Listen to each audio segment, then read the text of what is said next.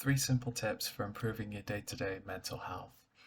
These habits of doing that are very easy to practice, whether you're busy at work or you've got like a spare minute or two, even while you're on the go actually, these techniques can be used and applied to improve your life. These habits of doing become habits of being, and so we become more grounded, balanced, and find more of our inner joy and positivity on a day-to-day basis the more that we use these techniques.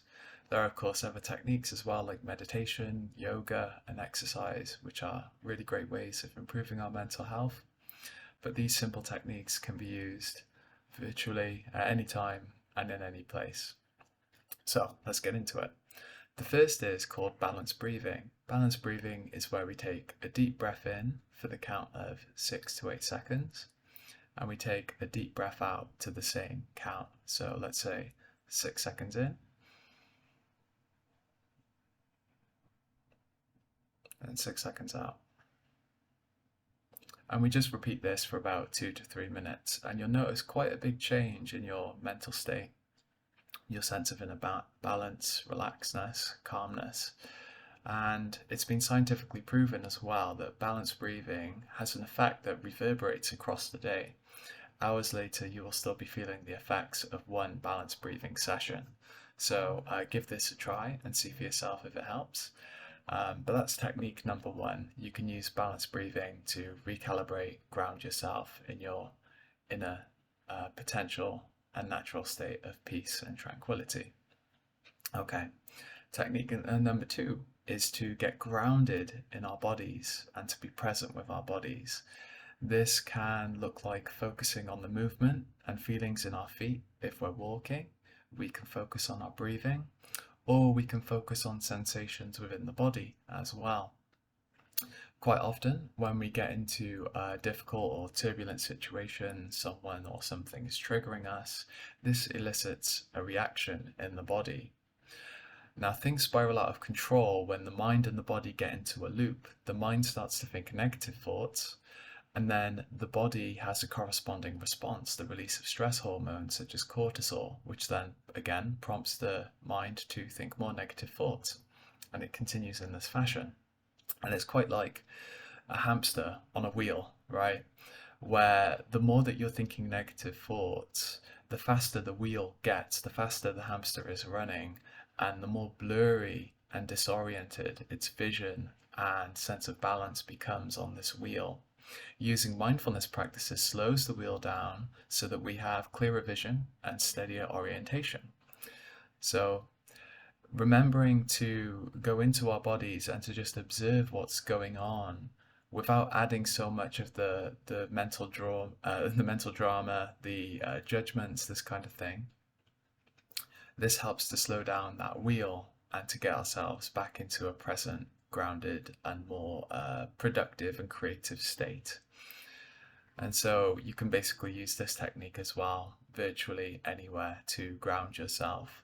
Eckhart Tolle points out something very useful, which is that positive thoughts don't tend to multiply themselves. They don't become obsessive.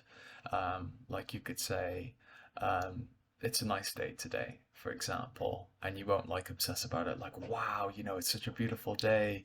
I can't stop thinking about it. It's so amazing. Oh my God, my heart is going to explode. Whoa. But with negative thoughts, actually, the converse happens, the opposite.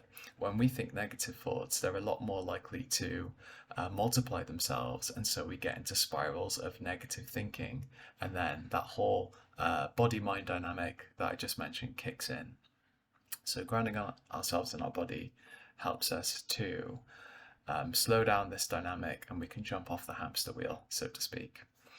Now, the third technique is to cultivate and choose more positive thoughts. Negative thoughts, of course, are valuable in that they point to parts of ourselves that we can heal, so they're really valuable. But in general, for the purposes of day-to-day mental health, and if you're on that mental health journey, thinking more positive thoughts can be a very empowering and life-changing thing.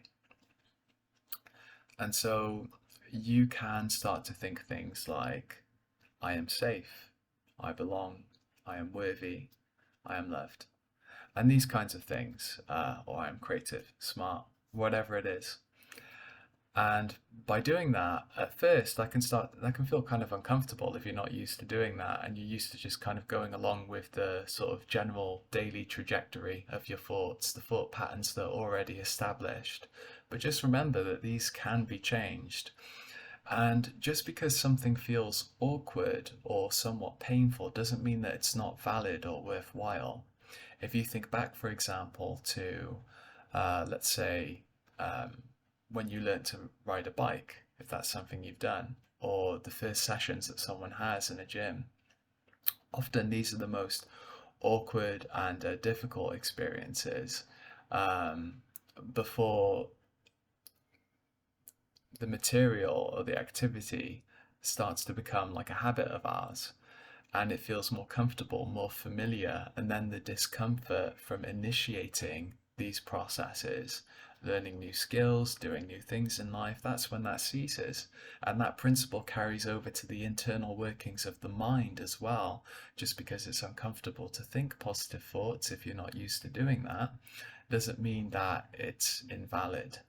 So if you just acknowledge that discomfort in your body, but still make that conscious choice of, I'm going to choose to be happier, more grateful, more humble, whatever it is, then those will start to become parts of your very being, and they will no longer feel as uncomfortable. They'll become second nature to you. And so, yes, there's a lot of power then in thinking positive thoughts and choosing them over negative thoughts. You can be the observer of negative thoughts as they pop up, and you don't need to engage in a big dialogue with them. You just notice and catch yourself in the act, like, that thought has came up again. It's coming from somewhere, and it's sustaining itself. And how negative belief systems or thoughts and feelings sustain themselves is through their repetitive expression. When you go along with it and you keep thinking negative thoughts and allowing that to happen, those feelings build themselves up rather than dissolving and dissipating. When we think positive thoughts, we can help to give less of our energy to negative feelings and thoughts, which will gradually make them dissipate. Now, of course, elsewhere in the channel, I talk about dealing with difficult feelings and thoughts and doing the inner work with our shadow. These are incredibly valuable things. And so the negative sides of life don't have to be like sidelined or put into the basement. This can be counterproductive. But if you feel that in general you're not thinking many positive thoughts and that this is impacting your well-being, then this is a very good first step. So yeah, those are the 3 daily techniques that you can quickly use to improve your mental health on a daily basis. Balanced breathing, grounding yourself in your body and being present with it, and then thinking more positive thoughts. I hope that this has been helpful to you. If you have any more thoughts or suggestions or any questions, I would love to hear them.